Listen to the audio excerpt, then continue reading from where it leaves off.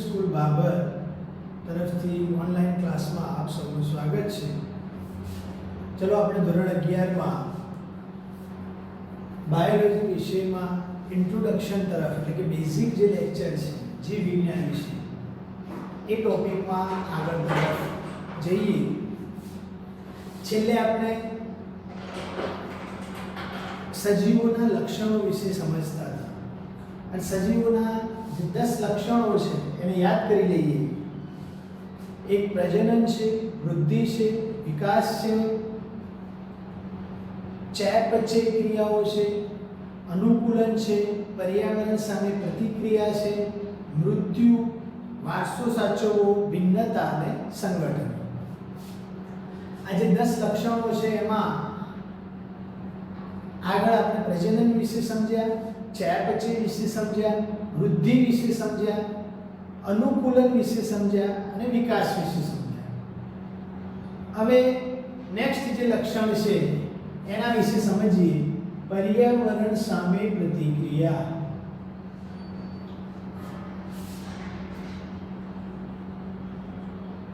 ફરીથી યાદ કરી લઈએ કે સજીવ જે છે એના લક્ષણો નિશ્ચિત હોય છે, નિર્જીવના ગુણધર્મો નિશ્ચિત હોય છે અને સજીવના જે લક્ષણો નિશ્ચિત છે એમાં એક લક્ષણ છે પર્યાવરણ સામે પ્રતિક્રિયા. એનો મતલબ દરેક સજીવ જે છે આ પૃથ્વી ઉપર દરેકે દરેક સજીવ સૂક્ષ્મ જીવથી માંડી અને આવૃત બીજધારી સુધીની વનસ્પતિ સૃષ્ટિ અને પ્રજીવથી માંડી અને સસ્તન વર્ગ સુધીના તમામે તમામ પ્રાણી સૃષ્ટિમાં આવતા સજીવો, આ દરેક સજીવો એ આ જે પર્યાવરણ છે એની આજુબાજુનું બાહ્ય વાતાવરણ જે છે એ પર્યાવરણ પ્રત્યેની એની જે અનુભૂતિ છે એ અનુભૂતિની જે આવિષ્કારની ક્ષમતા છે એના ખ્યાલને જાણે છે. એ સમજવાનું છે પર્યાવરણ સામે આ આવિષ્કારની અનુભૂતિની ક્ષમતા કોની સામે ખ્યાલ? તો રાસાયણિક પ્રક્રિયાઓ, જૈવિક પ્રક્રિયાઓ, ભૌતિક પ્રક્રિયાઓ જે છે આ અનુભૂતિનો ખ્યાલ, ક્ષમતા દરેક સજીવ ધરાવે છે. આ લક્ષણ જે છે આપણને સમજાવે છે પર્યાવરણ સામે પ્રતિક્રિયા એટલે શું. તો તમે ધોરણ 10 માં વનસ્પતિના એક ટોપિકમાં તમે જોયું કે દરેક સજીવ જે છે પર્યાવરણમાં રહેલા જે પરિબળો છે, કુદરતી જે પરિબળો છે, ઉદાહરણ તરીકે હવા છે, પાણી છે, તાપમાન છે, પ્રકાશ છે, આવા અનેક પરિબળો જે છે પર્યાવરણ સામેના એની સામે પ્રતિક્રિયા આપે છે. કેવી પ્રતિક્રિયા? તો તમે સમજો છો કે કોઈ છોડ છે અને એને જમીનમાં ઉગાડેલો હોય અને આ જગ્યાએ પાણી છે, આ વિસ્તારમાં પાણી નથી, તો એના જે મૂળ જે છે એ જે તરફ પાણી છે એ દિશામાં આગળ વધે છે. મતલબ મૂળનું હલનચલન થાય છે અને મૂળ એ પાણી તરફ પ્રતિક્રિયા આપે છે. અને એના માટે શબ્દ ધોરણ 10 માં વપરાતો હતો અનુચલન અને આવર્તન. આ શબ્દને યાદ કરો. અગર વનસ્પતિ કોઈ કાચના બોક્સમાં યા તો કાચની પેટીમાં ઉગાડવામાં આવે અને એક તરફ છિદ્ર હોય તો વનસ્પતિ એ જે છિદ્ર છે એ તરફ બહાર નીકળવાની કોશિશ કરે છે, મતલબ એની સામે પ્રતિક્રિયા આપે છે. જે તરફ પ્રકાશ હોય એ તરફ પોતાનું આવર્તન કરે છે, હલનચલન કરે છે. મતલબ પાણી સાથે, હવા સાથે, તાપમાન યા પ્રકાશ તરફ સજીવો એની પ્રતિક્રિયા આપે છે અને એ બાજુ અનુભૂતિ જ્યાં થાય છે એ તરફ પોતે એ દિશામાં આગળ વધે છે. તો પ્રકાશ તરફ આગળ વધે તો એને પ્રકાશાનુવર્તન કહેતા, પાણી તરફ આગળ વધે તો એને ભૂઆવર્તન એટલે કે પાણી તરફ જલાનુવર્તન તરીકે આપણે ઓળખતા હતા. વનસ્પતિનું પ્રકાંડ જે છે હંમેશા ઉપર તરફ જાય છે અને વનસ્પતિનું જે મૂળ છે એ હંમેશા જમીન તરફ જ જાય છે, ઉપર હોય તો મૂળની દિશા હંમેશા જમીનની દિશા તરફ હોય, મતલબ ભૂ આવર્તન કરે છે. તો આ જે પ્રતિક્રિયા છે દરેક સજીવ આપે છે. આપણને શિયાળો હોય, ઠંડી લાગતી હોય ત્યારે આપણે સવારે વહેલા જ્યાં સૂર્યપ્રકાશના કિરણો પડે છે, ગરમી હોય છે, એ તરફ આગળ વધીએ છીએ. આપણે એની સામે પ્રતિક્રિયા આપે છે. અગર ગરમી છે તો આપણે ઠંડા તરફ જઈએ છીએ, પ્રદેશ તરફ જઈએ છીએ, કારણ કે આપણે એની સામે પ્રતિક્રિયા આપીએ છીએ. તો દરેક સજીવ, જે પણ સજીવ અગર આ સૃષ્ટિમાં જો વસવા માંગતો હોય તો દરેક સજીવ જે તે પર્યાવરણ જે છે એના પ્રત્યે અનુભૂતિની, આવિષ્કારની ક્ષમતાનો ખ્યાલ આપે છે. તો પર્યાવરણ સામે પ્રતિક્રિયા આ લક્ષણ દ્વારા આપણે સમજી શકીએ છીએ. એના પછીનું જે લક્ષણ છે એ છે મૃત્યુ. તો શરૂઆતનું જે પ્રથમ જે બેઝિક લેક્ચર હતું એમાં આપણે આ વિશે સમજ્યા હતા, પણ આપણે એને લક્ષણ તરીકે સમજી લઈએ કે સજીવને જીવવા માટે પોષણની જરૂર છે અને પોષણમાંથી ઉર્જા મેળવે છે. શું મેળવે છે? ઉર્જા. અને ઉર્જા એની જે શરીરની દેહધાર્મિક ક્રિયાઓ છે, ચયાપચયની જે ક્રિયાઓ છે એના દ્વારા મેળવે છે. દરેક સજીવ એના શરીરમાં જે ચાલતી ક્રિયાઓ છે એ ક્રિયાઓને કરવા માટે જે ઉર્જા વાપરે છે, મતલબ સજીવના કાર્યો કરવા માટે જે વપરાતી ઉર્જા છે એને મુક્ત ઉર્જા કહે છે. કાર્યો કરવા માટે વપરાતી ઉર્જાને મુક્ત ઉર્જા કહે છે. અને આ મુક્ત ઉર્જાનો ઉપયોગ કરતો રહેશે.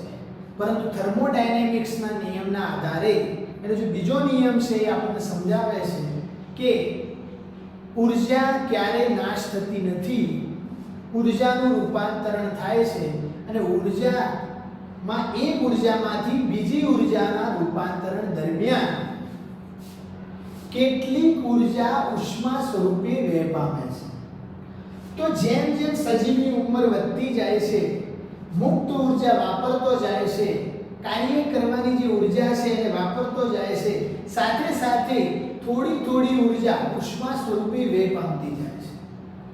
એક સમય એવો આવે છે કે એના શરીરમાં રહેલી આ જે મુક્ત ઉર્જા છે એનું પ્રમાણ ઘટી જાય છે અને એના શરીરમાં અવ્યવસ્થાનું પરિમાણ ઊભું થાય છે. આ અવ્યવસ્થાના પરિમાણને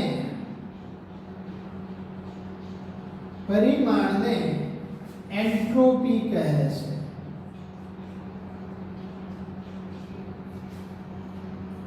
અને જેમ એન્ટ્રોપીનું પ્રમાણ વધતું જાય એમ સજીવના શરીરમાં ઉર્જાનું પ્રમાણ ઘટતું જાય છે.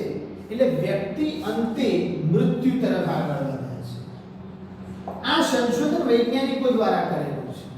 આપણને એનો ખ્યાલ આપેલો છે કે સજીવ આ રીતે મૃત્યુ પામે છે. પણ તમે બધા જાણો છો, દરેક વિદ્યાર્થી એ પણ જાણે છે કે જે પણ સજીવ જન્મ લે છે મૃત્યુ પામે છે અને મૃત્યુ પામવું જરૂરી છે. જો મૃત્યુ ના પામે તો જે નવા સજીવો પેદા થાય છે આ સૃષ્ટિમાં, આ સજીવો પોતાનું સ્થાન કઈ જગ્યાએ લેશે? અને જો દરેક સજીવો પોતાનું સ્થાન ના લઈ શકે તો આ સજીવ સૃષ્ટિમાં ટકાઉ નવા સજીવ પોતાનું ટકી શકે નહીં, અનુકૂલન સાધી શકે નહીં. કારણ કે સ્થાનનો અભાવ થાય, પાણીનો અભાવ થાય, પ્રકાશનો અભાવ થાય, પ્રજનન માટેની ક્રિયાનો એની સ્થળનો અભાવ થાય. તો દરેક સજીવ જે છે એ મૃત્યુ પામવું જરૂરી છે, કારણ કે પેઢી ટુ પેઢી એ નવા સજીવનું નિર્માણ થઈ શકે, જાતિઓનો ઉદ્ભવ થઈ શકે અને આ સૃષ્ટિ પર વસવાટ કરી શકે છે. તો આ દરેક સજીવ મૃત્યુ પામવું એના જીવન ચક્રના જે 3 કાળમાંથી પસાર થાય છે, જન્મ થાય છે, વૃદ્ધિ કરે છે, વિકાસ કરે છે, છેલ્લે પ્રજનનની સંતતિ એટલે કે પ્રજનન દ્વારા સંતતિ પેદા કરી અને મૃત્યુ પામે છે, જીવનકાળના ચક્રમાંથી પસાર થાય છે. તો વિદ્યાર્થી મિત્રો, આપણે આ જે લક્ષણ જોયું મૃત્યુ, એ દરેક સજીવ માટે મૃત્યુ આવે જ છે. મતલબ દરેક સજીવને એના જીવનનો અંતિમ કાળ એની નજરે, એની સામે એક સમય એવો આવે છે કે એમાંથી એને પસાર થવું જ પડે છે. અને આ જીવનકાળ પસાર થયા પછી એ સજીવનો નાશ થાય છે. અને એ સજીવમાંથી ઉત્પન્ન થયેલી જે સંતતિ છે, જે પ્રજનન લક્ષણ જોયું, એના દ્વારા નવી સૃષ્ટિમાં નવી પેઢીનું નિર્માણ થાય છે. તો પર્યાવરણ સામે પ્રતિક્રિયા, મૃત્યુ, આ જે લક્ષણ જોયું, એ પછીનું એક લક્ષણ છે વારસો સાચવવો. તો અહીં સમજીએ, વારસો સાચવવો. કઈ રીતે વારસો સાચવે છે? કઈ રીતે પિતૃઓનો વારસાને સાચવે છે?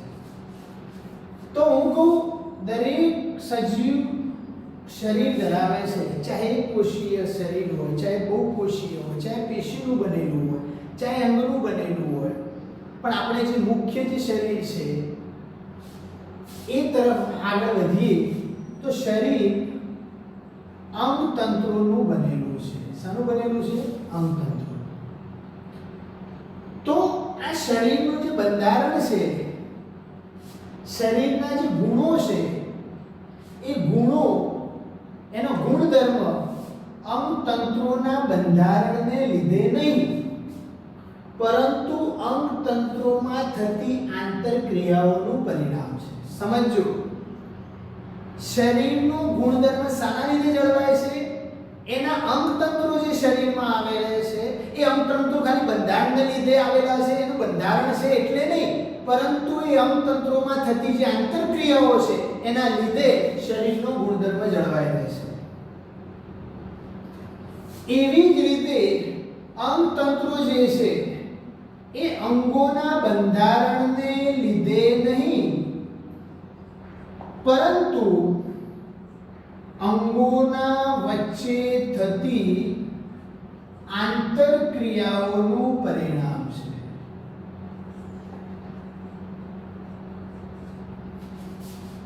આમ અંગોનું જે બંધારણ, અંગોના જે ગુણધર્મ જળવાઈ રહે છે, એ પેશીઓના લીધે અંગ બન્યા એટલે નહીં, પરંતુ પેશીઓમાં થતી આંતરક્રિયાઓને લીધે જળવાય છે. મતલબ અંગો જે છે એ પેશીમાં થતી આંતરક્રિયાઓનું કારણ છે, પરિણામ છે.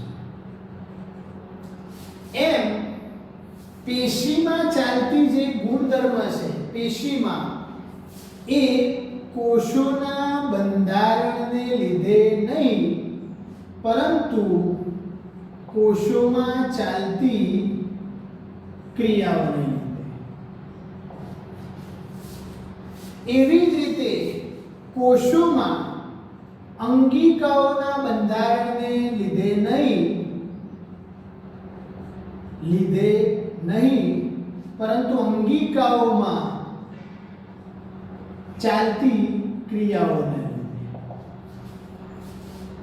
આમ અંગિકાઓનો જે ગુણ છે એ અંદર રહેલા જે અણુઓ છે એનું બંધારણને લીધે નહીં, પરંતુ એના અણુઓમાં થતી આંતરક્રિયાઓનું પરિણામ છે. અને છેલ્લો જે અણુ છે, એ અણુઓમાંનો એક અણુ જે આપણા અંદર છે, એ કોણ છે? ડીએનએ છે, જે કોષોની અંગિકાઓ, મતલબ કે છેલ્લી કોષ કેન્દ્ર નામની જે મુખ્ય અંગિકા છે, એ અંગિકાના કેન્દ્રમાં આવેલું જનીન બંધારણ, એટલે કે જનીન જે ડીએનએ છે, આ ડીએનએ નામના જનીનના લીધે એ કોષની જે ગુણ છે એ ચાલતો રહે છે, એની આંતરક્રિયાના લીધે. માટે ડીએનએ શું છે? ડીએનએ આપણું જનીન છે, અને આ જનીન જે છે એ આપણો વારસો સાચવે છે. એ વારસો સચવાય છે એટલે અંગિકાઓ સાચવે છે, અંગિકાઓ સચવાય છે એટલે કોષો સાચવે છે, કોષો સચવાય છે એટલે પેશીમાં સચવાય છે, પેશીના કારણે અંગોમાં સચવાય છે, અંગોના કારણે અંગતંત્રમાં સચવાય છે, અંગતંત્રના કારણે શરીર સચવાય છે. આમ દરેક સજીવના જીવનમાં આ જે દરેક ક્રિયાઓ થાય છે એ અણુઓથી ચાલુ થાય છે અને એનું જે શરીર જે તેનું બનેલું છે, પેશીનું બનેલું છે કે અંગોનું બનેલું છે કે અહીં સુધી પહોંચે છે. તો અહીં સમજવાનું છે કે આ જે જનીન જે છે એ શું વારસો સાચવી આપે છે. તો જનીન પિતૃઓના અથવા તો માતૃકોષમાંથી જે લક્ષણો છે એ લક્ષણો વારસામાં આપે છે. કેવા લક્ષણો વારસામાં આપે છે ઓલરેડી આપણે આગળ ચર્ચા કરી. ફરીથી યાદ કરી લઈએ કે મા બાપના જે ગુણો છે, પિતૃકોષોના જે ગુણો છે એને કોષોનું બંધારણ, એનું શરીર રચના, એનો આકાર, એનો ઢંગ, એનો રૂપ, એનું કદ, એનું પોસ્ચર, એનું ઢાંચું, એનું જે બીબું છે, એનો જે રંગ છે, એના વાળની રચનાઓ જે છે, આ દરેક ક્રિયા, આ દરેક રંગ રૂપ માટે જરૂરી જે જનીનો છે એ જનીનો આપણને વારસામાં ડીએનએ દ્વારા મળે છે. મતલબ ડીએનએ એ લક્ષણોને આપણા અંદર આપે છે તો ડીએનએ માં એ લક્ષણો જાળવવાની માહિતી છે. શું છે? માહિતી. તમારા દિમાગમાં પ્રશ્ન થાય કે સાહેબ ડીએનએ એક આવી રચના છે, મતલબ તમે જોયું તો CGATTADACG આવી રચના છે. આમાં ક્યાં માહિતી છે કે આવો રંગ હોવો જોઈએ, આવું પ્રોટીન પેદા થવું જોઈએ, આવો આકાર હોવો જોઈએ, આવા પ્રોટીનો મા બાપના શરીરમાંથી બાળકમાં નિર્માણ થાય છે એના જેવા જ છે, એનું લોહીનું બંધારણ મા બાપનું O પોઝિટિવ હોય તો એના બાળકો પોઝિટિવ આવે છે. તો આ બ્લડ ગ્રુપ કે આ બધું જે જળવાઈ રહે છે મા બાપના લક્ષણો એના બાળકમાં, તો આના અંદર એની ક્યાં માહિતી છે? તો આના આ જે ન્યુક્લિયોટાઇડ છે એ ન્યુક્લિયોટાઇડના કોડ સ્વરૂપે, મતલબ સાંકેતિક લિપિ સ્વરૂપે, તો ડીએનએ એ સાંકેતિક લિપિ ધારણ કરે છે, મતલબ માહિતી આપે છે એ કોડિંગ સ્વરૂપે આપે છે, સંકેતન કોડ દ્વારા કરે છે. મતલબ જેમ કોઈ વસ્તુ પેકેટ અત્યારે રેડીમેડ તૈયાર મળે છે તો એના ઉપર એક કોડ હોય છે અને કોડ દ્વારા એ કોડમાંથી કોઈ મશીન એની સામે લઈ જવામાં આવે, આપણે જોઈએ છે ખરીદવા વસ્તુઓ જઈએ ત્યારે, તો એમાંથી કોડ દ્વારા એના અંદર કિંમત આવી જાય છે કે આ કોડ 140 રૂપિયા કે આ કોડ આટલા રૂપિયાની કિંમત દર્શાવે છે આ વસ્તુ. તો આપણા શરીરમાં કુદરતે આ રચના પહેલેથી આપેલી છે કે ડીએનએ જે છે એ સાંકેતિક લિપિ ધારણ કરે છે અને સાંકેતિક લિપિમાં ઘણી બધી આપણા શરીરમાં જે આ જે લક્ષણો છે આ લક્ષણો હંમેશા પ્રોટીન સ્વરૂપે આપણા શરીરમાં પેદા થાય છે. શરીરની રચના પ્રોટીનના લીધે જળવાય છે, રંગ પ્રોટીનના લીધે જળવાય છે. તમે જુઓ કે આપણા શરીરમાં થતા જેટલી પણ ક્રિયાઓ છે, જેટલા પણ લક્ષણો છે એ પ્રોટીનના કારણે છે. મતલબ પ્રોટીનનું નિર્માણ કરવા માટે જનીન જરૂરી છે. આ પ્રોટીન જે છે એ જ લક્ષણ નિર્દેશિત કરે છે. આના વિશે ઘણી બધી વિસ્તૃત માહિતી છે. એ વિસ્તૃત માહિતીને આગળ ક્યાંક જ્યારે આપણે આગળ ભણશું ને એમાં મુદ્દો આવશે એટલે એને ડિટેલમાં સમજશું. અત્યારે શોર્ટમાં જોઉં કે આ ડીએનએ જે માહિતી આપે છે પ્રોટીન સ્વરૂપે આપે છે. ઉદાહરણ તરીકે કે શરીરમાં ચયાપચય ક્રિયા માટે જરૂરી અંતઃસ્ત્રાવો, જરૂરી ઉત્સેચકો જે છે આ પ્રોટીનના બનેલા છે અને આ ઉત્સેચકો આ પ્રોટીન કોણ બનાવે છે? તો ડીએનએ બનાવી આપે છે. મતલબ ડીએનએમાં એ પ્રોટીનને બનાવવાની માહિતી રહેલી હોય છે અને એના લીધે આપણામાં પેદા થાય છે. આપણા મા બાપના અંદર એના આંખોનો કે એના વાળનો રંગ થોડો જુદો હોય તો એ એના રંજક કણના કારણે છે. અને રંજક કણ શું છે? પ્રોટીન છે. અને એ પ્રોટીન કઈ વારસામાં પ્રોટીન નથી આપતા.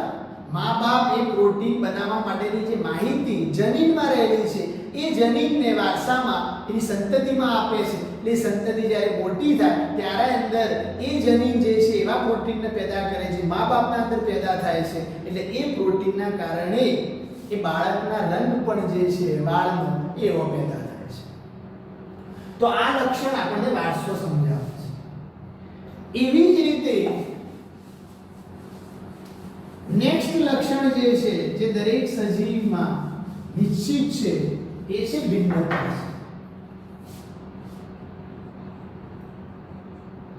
ભિન્નતા નામનું લક્ષણ. તો આ ભિન્નતા લક્ષણ શું છે? તો દરેક સજીવ જે છે એ પર્યાવરણ સાથે અનુકૂલન સાધે છે. દરેક સજીવ પર્યાવરણ સાથે અનુકૂલન સાધે છે. મતલબ પર્યાવરણ સાથે તાદાત્મ્ય સાધે છે અને પર્યાવરણને અનુરૂપ એ ભિન્નતા દાખવે છે.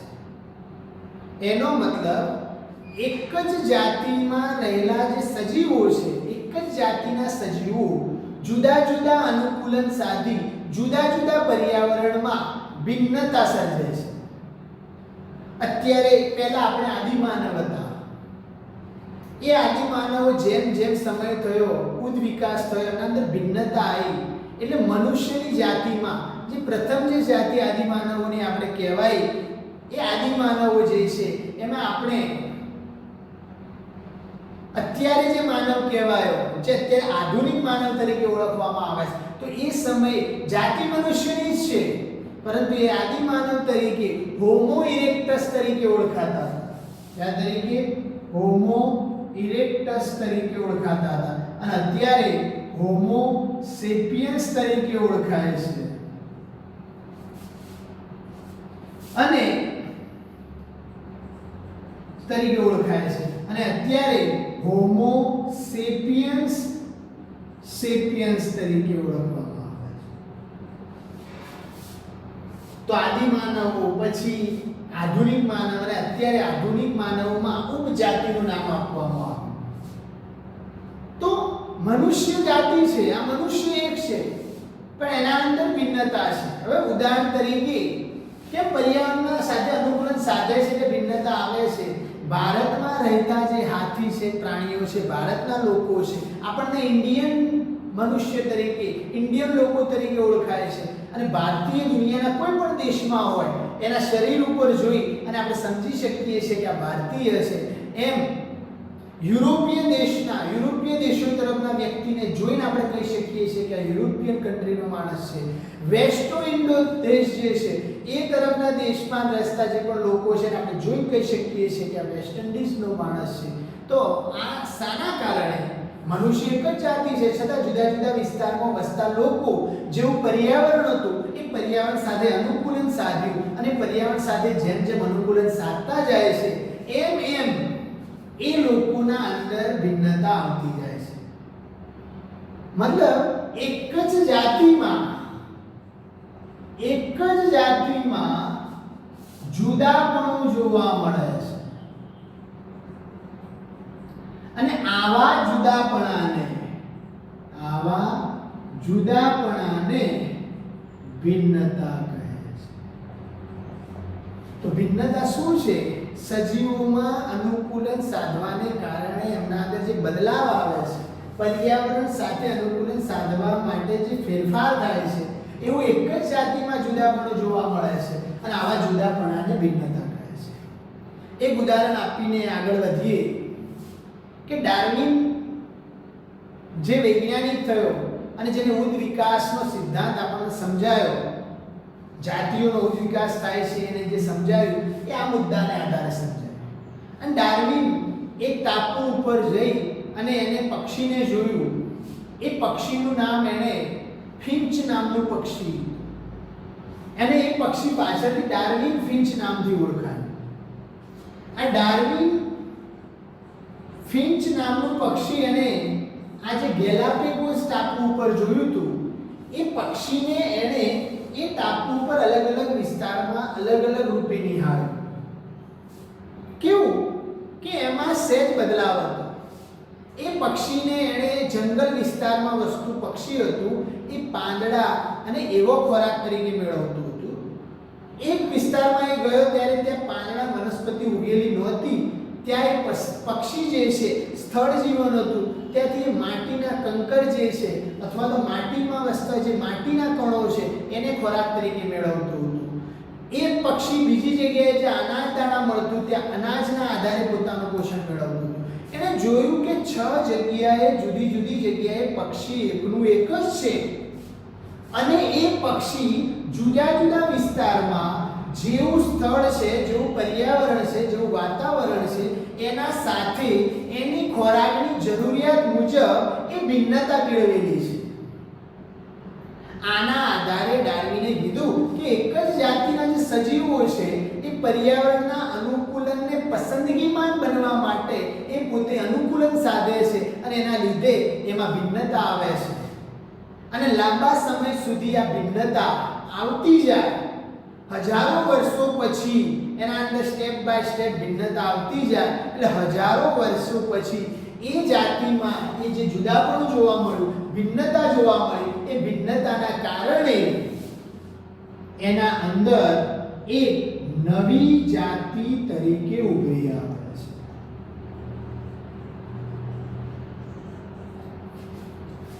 અને આ નવી જાતિ તરીકે જે સજીવ પેદા થયો એક અલગ જાતિનો વિકાસ કરે છે. આપણને વૈજ્ઞાનિકો ડાર્વિન એવું સમજાવે છે અને તમે જાણો છો ધોરણ 10 માં તમે ભણ્યા છો એ રીતે કે આપણે દરેક લોકો એટલે કે પૃથ્વી પર વસતા જે મનુષ્ય જાતિ જે છે એ વાંદરામાંથી ઉદ વિકાસ થયેલી જાતિ છે. તો શું અત્યારે વાંદરાની જાતિ નથી? તો કેમ એમાંથી અત્યારે ઉદ વિકાસ ના થયો?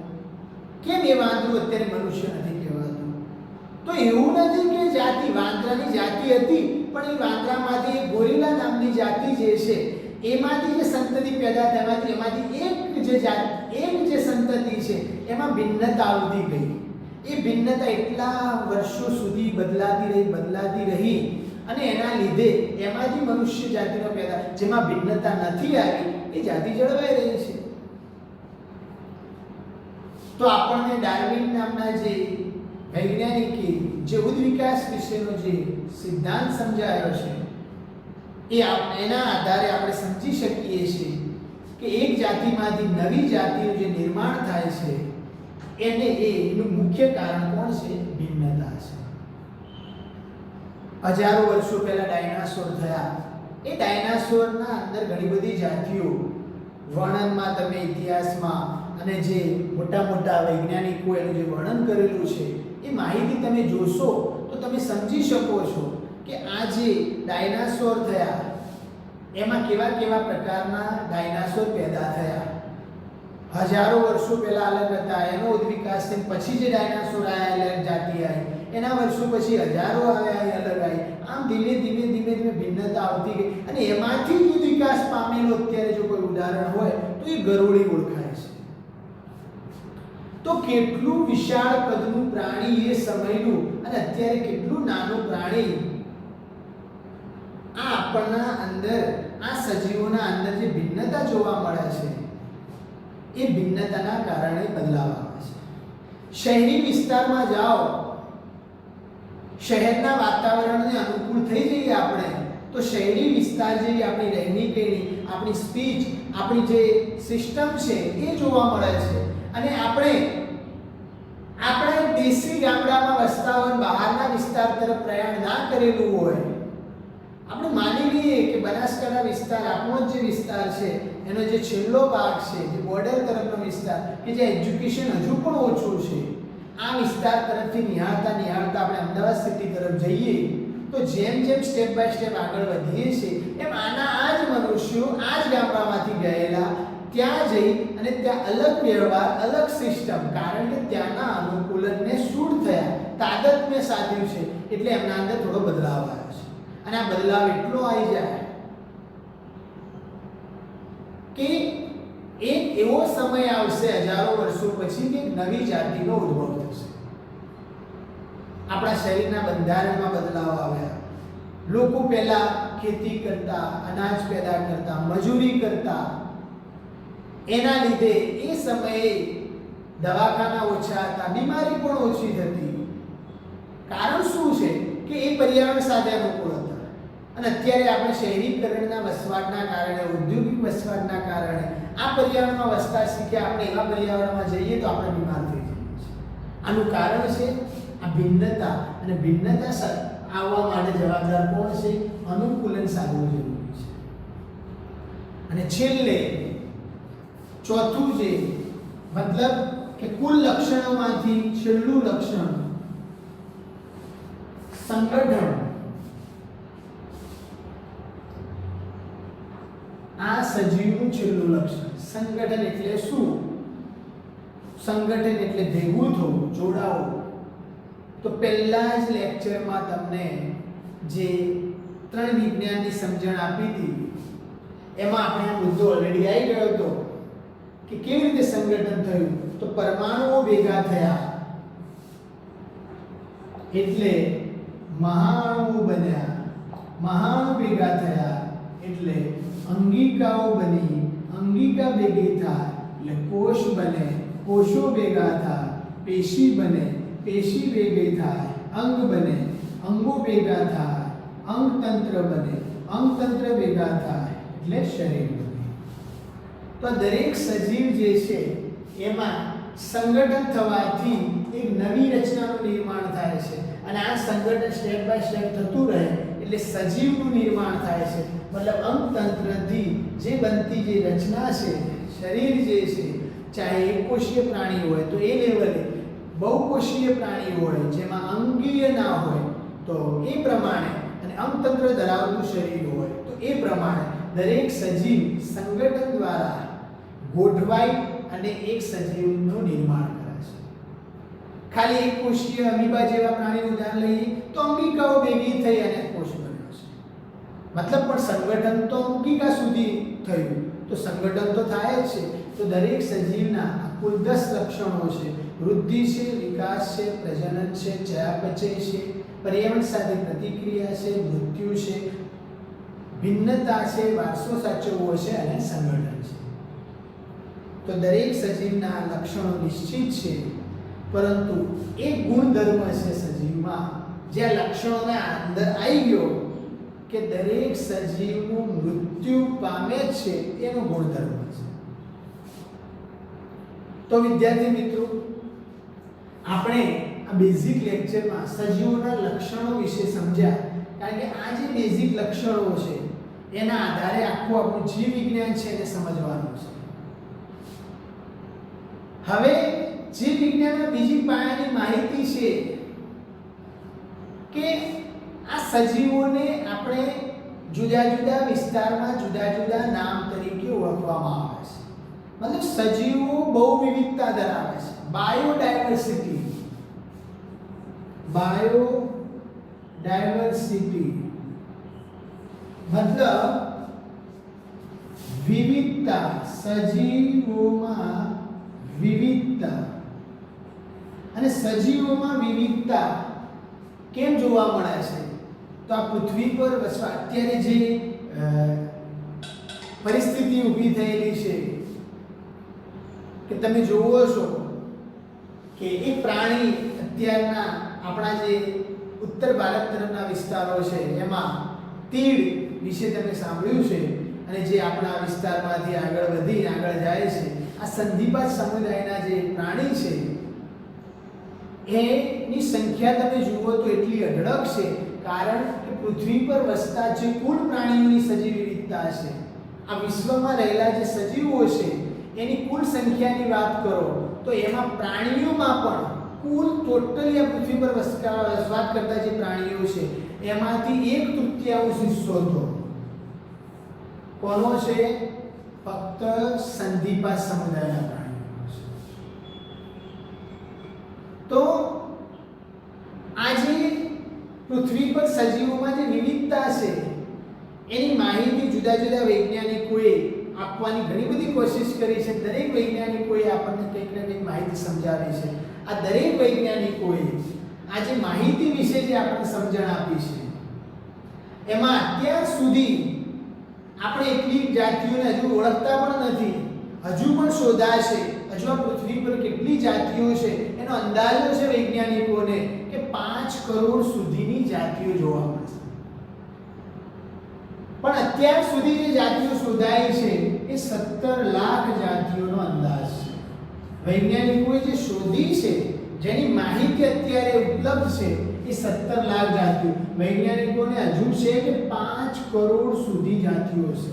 આ કોઈ જાતિઓ એટલે કે આપણે જે એક મનુષ્યમાં અલગ અલગ જાતિઓ પાડી એમ નહીં, મનુષ્ય એક જાતિ, એવી રીતે ભેંસ એક જાતિ, ગાય જે છે એક જાતિ. આવી જાતિઓ પછી દુનિયાના કોઈ પણ છેડામાં એના અંદર ભિન્નતા હોય, પરંતુ ગાય અમેરિકામાં અલગ ગાય બધું બંધારણ છે, મતલબ કે અલગ પ્રકારની છે.